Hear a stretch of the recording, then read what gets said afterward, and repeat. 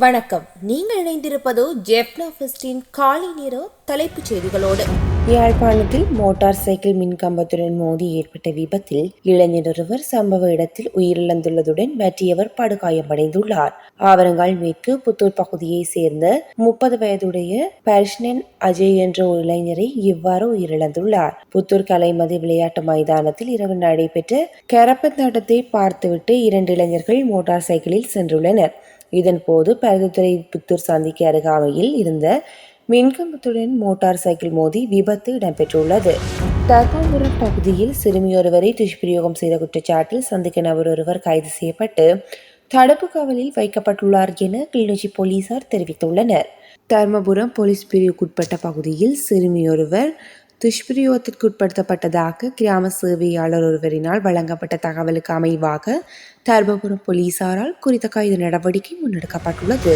முல்லைத்தீவு கொக்கு தொடுவாய் கலப்பு கடலுக்கு தொழிலுக்கு சென்ற இளைஞர் இனம் தெரியாதோரால் கொல்லப்பட்டு சடலமாக மீட்கப்பட்டுள்ளார்.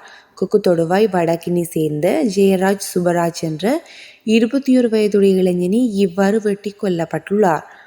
கொக்கு தொடுவாய் கலப்பு கடலில் இரவு தொழிலுக்கு சென்ற இளைஞர் அதிகாலை தொழில் முடித்து மோட்டார் சைக்கிளில் திரும்பிய போது இச்சம்பவம் இடம்பெற்றுள்ளது.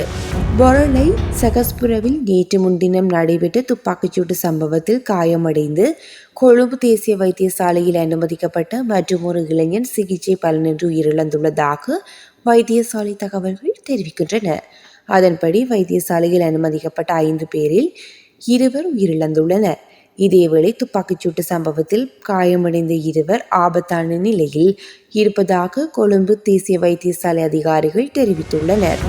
திருகோணமலை மூதூர் போலீஸ் பிரிவில் உள்ள பச்சனூர் சந்தியில் கார் மற்றும் டிப்பர் வாகனங்கள் நேற்று நேருக்கு நேர் மோதியதில் காரில் பயணித்த ஒருவர் உயிரிழந்துள்ளதுடன் மற்றொருவர் படுகாயமடைந்துள்ளார்.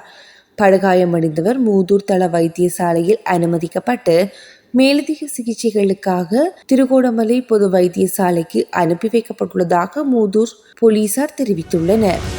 2025ஆம் ஆண்டு காப்போது உயர்தர பரீட்சைக்கான விண்ணப்பங்களை சமர்ப்பிப்பதற்கான இறுதி திகதி நீடிக்கப்பட்டுள்ளதாக கல்வி அமைச்சு அறிவித்துள்ளது.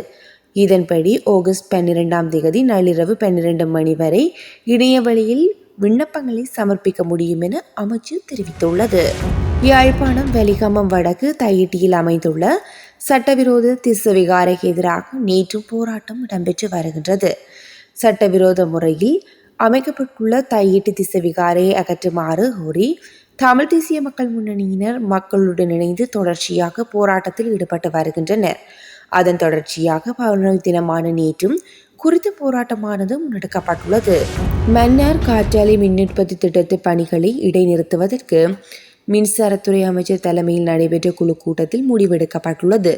மன்னார் காற்றாலை மின் உற்பத்தி திட்டம் தொடர்பில் எழுந்துள்ள பிரச்சினைகளுக்கு சகல தரப்பினருடனும் கலந்துரையாடி தீர்வு காண்பதற்கு தீர்மானிக்கப்பட்டுள்ள நிலையில் அபிவிருத்தி திட்ட பணிகளை இடைநிறுத்துவதற்கு மின்சாரத்துறை அமைச்சர் தலைமையில் நடைபெற்ற குழு கூட்டத்தில் முடிவெடுக்கப்பட்டுள்ளது. காற்றாலை மின் உற்பத்தி திட்ட விவகாரம் தொடர்பில் இன்னும் 2 வாரங்களுக்கு பின்னர் ஜனாதிபதி தலைமையில் விசேட பேச்சில் ஈடுபடுவதற்கும் இந்த கூட்டத்தில் தீர்மானிக்கப்பட்டுள்ளது. இலங்கையில் இந்த வருடத்தின் 2 வருடையான காலப்பகுதியில் 5 பேருக்கு மலேரியா நோய் தொற்று அடையாளம் காணப்பட்டுள்ளதாக யாழ்ப்பாணம் மாவட்ட சுகாதார சேவைகள் பணிப்பாளர் வைத்தியர் ஆகேதீஸ்வரன் தெரிவித்துள்ளார். அவர்களில் யாழ்ப்பாணம் மாவட்டத்தில் 2 பேர் மலேரியா தொற்றுடன் அடையாளம் காணப்பட்டுள்ளதாகவும் அவர் வெளியிட்டுள்ள அறிக்கையில் சுட்டிக்காட்டியுள்ளார். ஆப்பிரிக்காவில் இருந்து நாடு திரும்பிய 2 வருடத்திலேயே மலேரியா தொற்று காணப்படும் நிலையில் அவர்களில் ஒருவரின் நிலை கவலைக்கிடமாக உள்ளது எனவும் கூறியுள்ளார்.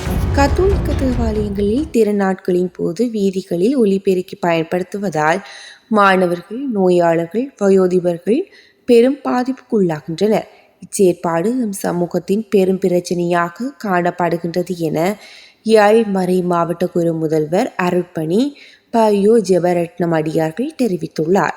ஆகவே நாட்திருப்பலிகள், ஞாயிறு திருப்பலிகளின் போது ஆலயத்திற்கு உள்ளே மட்டும் கேட்கும்படியாகவும் திருநாட்காலங்களில் ஆலய வளாகத்துக்குட்பட்டதாகவும் ஒலிபெருக்கிகள் பயன்படுத்தப்பட வேண்டும் என அவர் தனது செய்திக்குறிப்பில் தெரிவித்துள்ளார்.